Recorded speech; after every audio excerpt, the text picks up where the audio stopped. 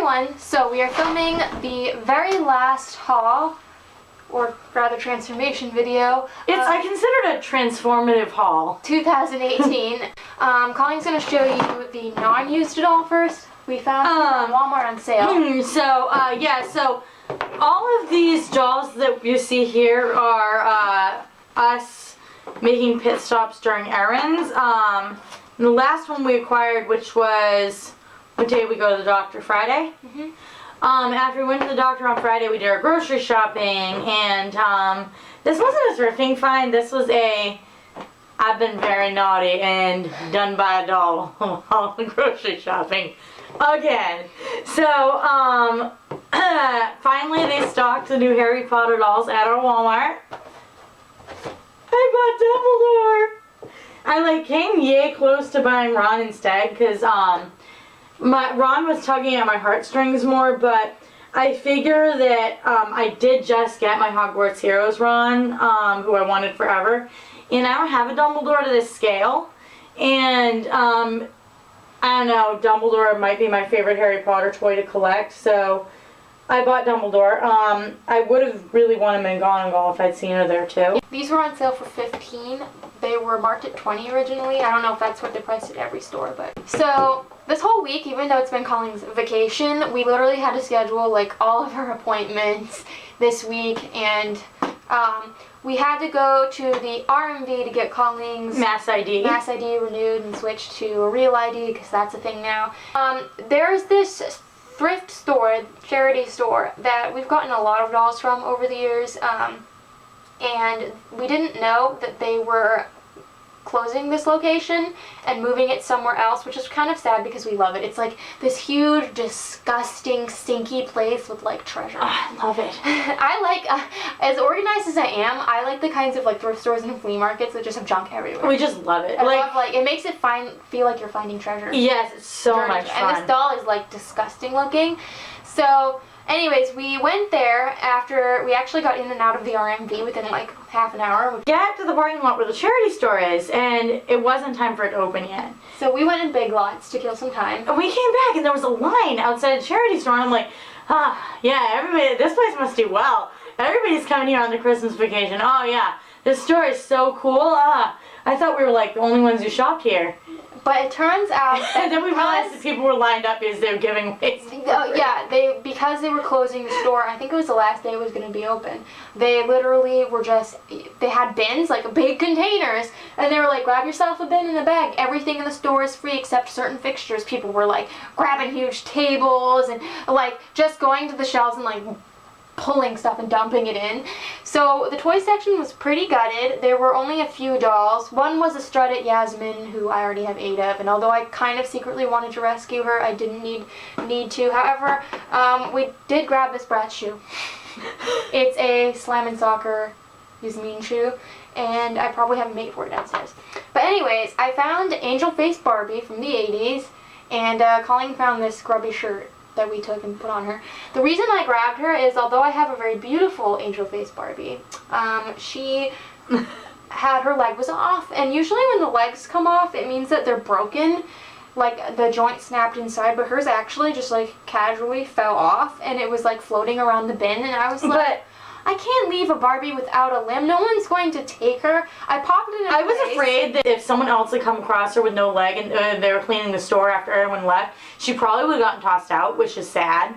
But in any case, I got my Sensational Malibu Skipper for a similar reason. There's nothing actually wrong with her arm, but it pops out. Yeah. And I actually bought that doll even though I already had a Sensational Malibu Skipper, just so she didn't become separated and not for good and thrown out. Exactly. So I think Shelly probably would have paid for her even if she hadn't been free. I bought several dolls from that store. For that same reason. For a similar body. One of my Jewel Secrets pens. But her leg's on good now. It popped right back in. Usually if you can't get the leg back on, it means it broke, even if you think you can't see the broken bit. So then we went to like the home store location. Of the same branch? It's the same like local charity branch, but it's like, we call it the swanky location because it's in this old barn and everything's like really overpriced and everything's arranged like it's a fancy antique store. And when we first went in, I thought it went from bad to worse because I didn't see the toys anywhere and just looked if anything swankier. But then I realized they moved the toys to the basement, which I liked.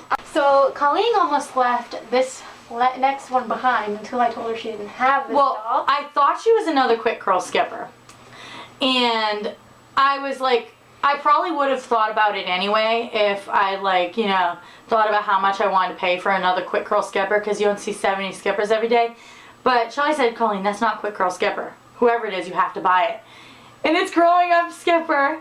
I didn't know it at the time, but I had a hunch in the car, but we got distracted by our other finds, which is why I didn't figure it out before the car. She still does have, what do we call it, lube action? Yes, bust forming action, I don't know.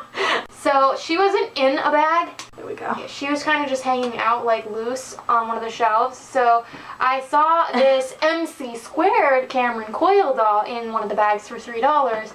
And I really have been wanting more of these. I only have one. I got Michaela from this Basic Wave, ironically, at TJ Maxx a few years ago. So we just kind of popped Skipper into the bag with Michaela. Yeah, we did it like the Savers, you know, like, Skipper was wearing this shirt, by the way. So yeah, she's really cool, and I'm very excited to have two of them. And I remember almost getting her instead of Michaela. And then, we also found for $1 this adorable Kit Mini doll. I think Shelly's the one who spotted her. I did. It's really cool because over the summer, Shelly got a mini Ruthie when we got our baby twins. So now Kit has Kit and Ruthie. She's very spoiled. So, Lucky the coolest Kit. find, the Fold and Fun house from 1992. This is the house, and I'm gonna like wipe it down and stuff. So, we had one of these, I had one of these growing up. I mean, if you watched my 90s playset, I'm gonna put this down, video, then you would have heard the story. But I was out with Dad when I was a little girl, maybe 6 years old. We stopped at this yard sale on the way to visit my grandparents from my mom's side. And this woman was selling her kids' Fold and Fun house for like $10, and it had its original box. But they were moving, and so she said to me, oh, if you buy the house, when we find more of the pieces, we'll mail them to you. So Dad gave her our address, and we got the house, and I remember setting it up at my grandparents' house and kind of playing with it. I don't even think I had a doll at the time. Playing with it there and looking at it, and I knew Colleen was going to love it. And it ended up being one of our favorite things that we played with, and sure enough, we did get some of the pieces in the mail. My house was never complete. It was never in the best shape. Like, the fences and stuff were kind of broken. My mom convinced me to get rid of the house because it always fell apart. It didn't stand up very nice. I ended up getting rid of it. I regretted it. And then several years after Mom passed away, we found another Fold and Fun house at a flea market with Dad. I think it was also like $10, but it was pretty gutted. So while it wasn't like discolored or anything at the time, it was pretty gutted. It didn't have like the tables in it. So we had to use like the few fragments I had saved from my first house. And this one didn't have a price tag at the store, so we just kind of stuck a $7 one on it because I didn't know what they'd do if we brought it to the register without a tag. Sometimes they don't sell things, and I was like, that seems fair. So this one, I could hear pieces rattling inside it. And we could see the gates and the lamp right through the thing. Yeah, it has its mailbox, which none of mine ever had their mailboxes. And these are, we put pieces in a bag for now. It even has like some of the paper mules. And the flower boxes. And the flower boxes, which I remember my doll's hair was always wrapped around Ariel and Esmeralda's hair in specific. So it has hangers. I'm gonna have to retake this photo for Flickr. So we will show you guys like all of this stuff when I go to wipe the house down. But it is like not discolored. It looks like brand new pretty much. So this is one of our favorite things. My poor mother must be up in heaven somewhere yelling, Colleen, Shelly, why did you buy a third one of those? That house stinks. Oh my God. Now we have two. So here's a close-up of the dolls. Kit is pretty clean. She has her undies, just not her shoes. Angel Face Barbie is disgusting looking. I have some before pictures I just took of her, and her head is like super loose, so that's gonna need to be tightened, and this shirt is squalid.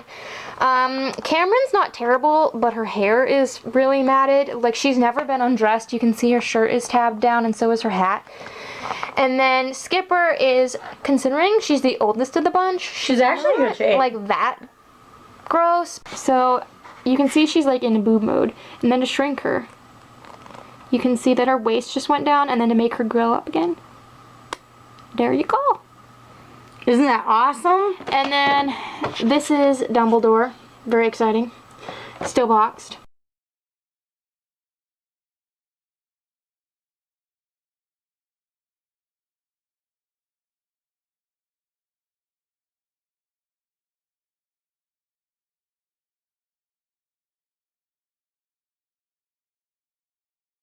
Interesting that her bum is dated 67. But it's because it looks like they took the original lower half of the torso and then added something to it. What do I say? Like expanding waist, heightening torso, lengthening torso. Lengthening torso.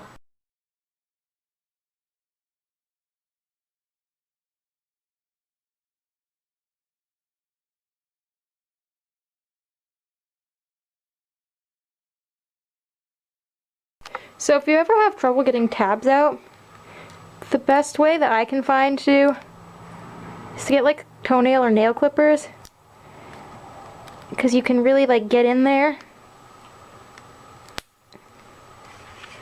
and snip. I do this also like if they have elastics around their neck, like on Bratz dolls they tend to do that when they have necklaces and it's like impossible to get them off.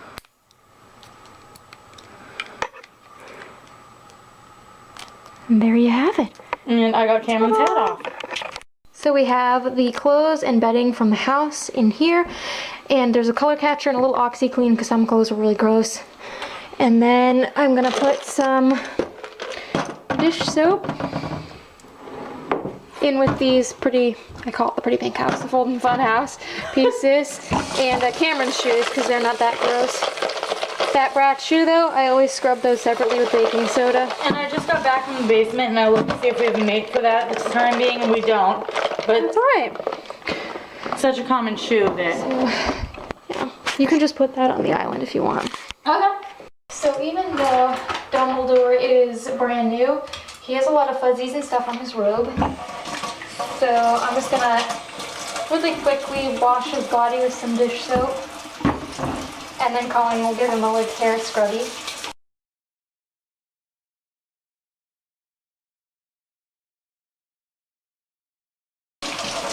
It's not really like that disgusting. So what I did in the past with like my mini Ruthie who was disgusting was I actually like beheaded her and then like soaked her body. But I'm just gonna like wash her cloth torso with some dish soap and get it into her stuffing because she's really not that dirty, and Ruthie was way dirtier. it's kind of a pain in the butt to like untie the little strings.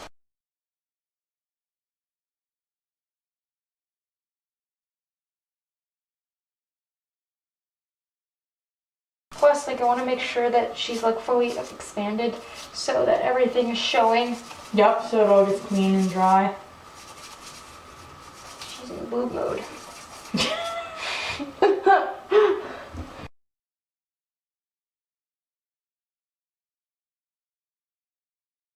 So, my little friends here, we are in the middle of oil washing. Yes, Angel Face Barbie's head is off, and that is because I need to tighten her neck because her head was super wobbly. So, I don't have an official tutorial on this, and if I hadn't just used her for a body cleaning tutorial, I would have used her for this too.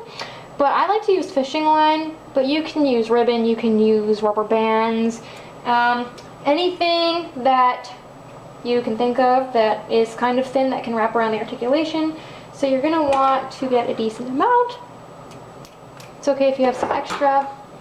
And we prefer the fishing line because we find that the ribbon kept like poking out of the neck. The ribbon frays and pokes out of the neck, and elastics dry rot over time. I wouldn't recommend using wire. So you're going to tie a knot, and then you're going to like wrap it around the base of the neck here, and then like you're going to feel it like start to wobble less. You don't want to do it like too much because you want to, and then you're going to knot it again. And then this is where I like to use 2 sets of pliers because then you can get it like really tight. And then I'm going to double knot it. And then again I'm going to use pliers. Get your doll and pop her back on. There you go, see? All tight now. So the fishing line, what's nice about this is it offers like the convenience of a permanent fix because it's not going to fray, it's not going to dry rot, it's like literally just plastic lining, and it's not going to, you know, interfere with the doll being boil washed, but it also can be undone and taken off if for some reason you don't want it there anymore. So it's like a modification but not a permanent one, but it has the convenience of a permanent one. So up here we have the non-paper pieces to the Fold and Fun house drying and the non-cloth items. And then down here in the basement we have the dolls themselves on this little like folding table that's several feet away from the wood stove. And yes, that's totally safe. I dry dolls there all the time. I have like laundry stuff in the same general area, and then I have the drying rack over here, which normally I could lay out the clothes on the table with the dolls, but because there's like this big bedding, I figured I would just hang it all up, and that way they dry because of the heat, and we don't have like fans running upstairs. Due to the already very clean nature of this house, I am not gonna go and like get this all soaked with baking soda and dish soap, which is what I normally do to clean playsets, and I do have a tutorial on that if you want to see. So in these circumstances, I will just use like all-purpose cleaner. This is just Mr. Clean diluted in water and a rag, and I'll just like spray my rag and then wipe it down. Now, I know like for some people this might be excessive, like what's the point, it already looks clean, but I don't know, it's just something like I have to do. You need to know that I've cleaned it. And also, like, despite the fact that this house is clean, the basement of the charity store that it was in was not clean.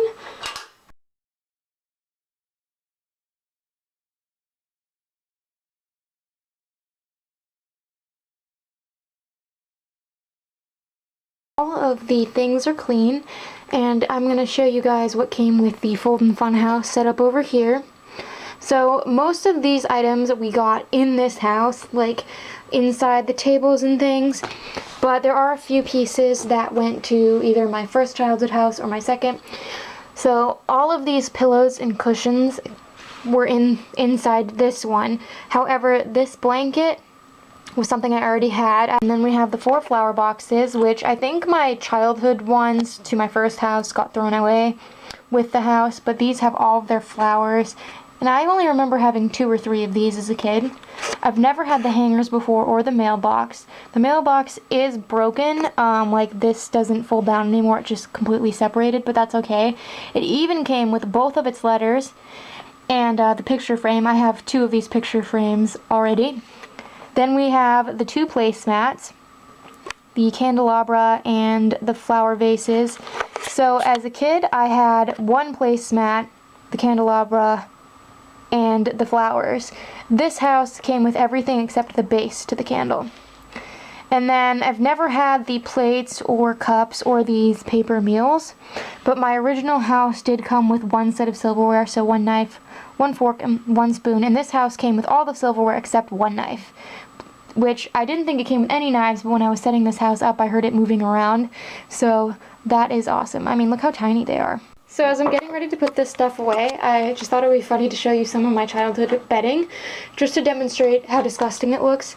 So this is the one that I used for the photo that came with my second house, or maybe I got it later in a bin, but basically it's not my original blanket. This is, and all of the sheer fabric around it is completely disgusting looking, and it's really stretched out. But I think you can really see the difference here with the mattresses. This barely looks like it has any color left, and it's also completely flat, whereas this one is still pretty puffy and it's very dark looking. Same with the couch cushion.